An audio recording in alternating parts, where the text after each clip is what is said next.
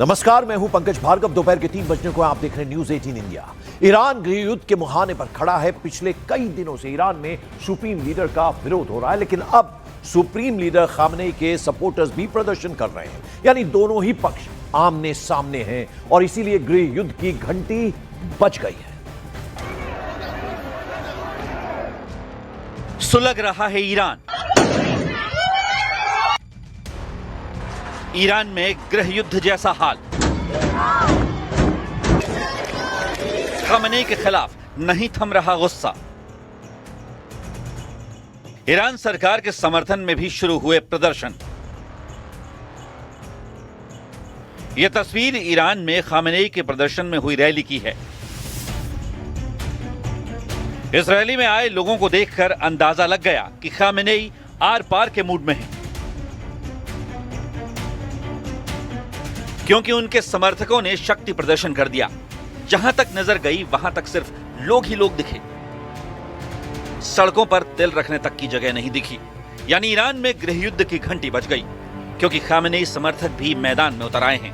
उन्होंने सिर्फ खामनेई के समर्थन में प्रदर्शन नहीं किया, बल्कि अमेरिका और इजराइल को चुनौती दी। कुछ लोग ट्रंप और इजराइल के पीएम नेतन्याहू की तस्वीरें जलाते नजर आए। यानी खामनेई समर्थकों ने आंखों में आंखें डालकर ट्रंप और नेतन्याहू के हर हमले का जवाब देने की तैयारी कर ली। रही बात खामनेई का विरोध करने वालों की, तो वो तो पहले से उग्र है। रात भर ईरान के अलग अलग शहरों में प्रदर्शन हो रहे हैं।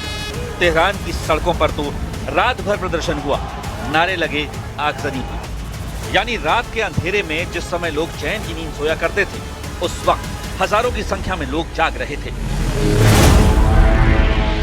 टायरों में आग लगा रहे थे, रैलियां निकाल रहे थे और ईरान के सुप्रीम लीडर खामनेई के खिलाफ आक्रोश दिखा रहे थे। ईरान के इस्फहान में रात में खूब आगजनी हुई। काली रात जलते हुए टायरों और दूसरी चीजों की रोशनी से भर गई। पिछले 25 दिन से ईरान की ऐसी ही हालत है। शुरुआत हुई थी ईरान के सुप्रीम लीडर खामनेई के खिलाफ व्यापारियों की हड़ताल और प्रदर्शन से, जो धीरे धीरे ईरान के अलग अलग शहरों में फैल गई। खून खराबा हुआ, गोलियां चली और अब हालत यह है कि ईरान में खामनेई के विरोधी और समर्थक दोनों आमने सामने हैं। यानी ईरान में तनाव बढ़ चुका है। मरने वालों का आंकड़ा बढ़ रहा है। ईरान की राजधानी तेहरान में एक हॉस्पिटल के बाहर लोगों की लाशों का ढेर पड़ा हुआ है। इस ढेर में कुछ लोग अपने परिवार वालों की लाशों की तलाश कर रहे हैं। ईरान में जारी हिंसा के बीच 600 से ज्यादा लोगों की मौत की खबर है, जिनमें 490 प्रदर्शनकारी और 48 सुरक्षाकर्मी शामिल हैं। 10,000 से ज्यादा लोगों को हिरासत में लिया जा चुका है।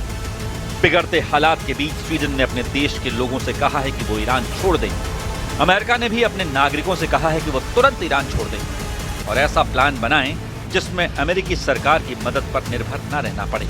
अमेरिका ने ईरान में अपने नागरिकों से कहा है कि अगर वो वहां से नहीं निकल सकते तो किसी सुरक्षित जगह पर रहें और अपने पास खाना, पानी, दवाइयां और जरूरी सामान जमा करके रखें। यानी ईरान में बिगड़ते माहौल ने दूसरे देशों को डराना शुरू कर दिया, क्योंकि जैसा माहौल है उसे देखकर लगता है कि जंग कभी भी छिड़ सकती है।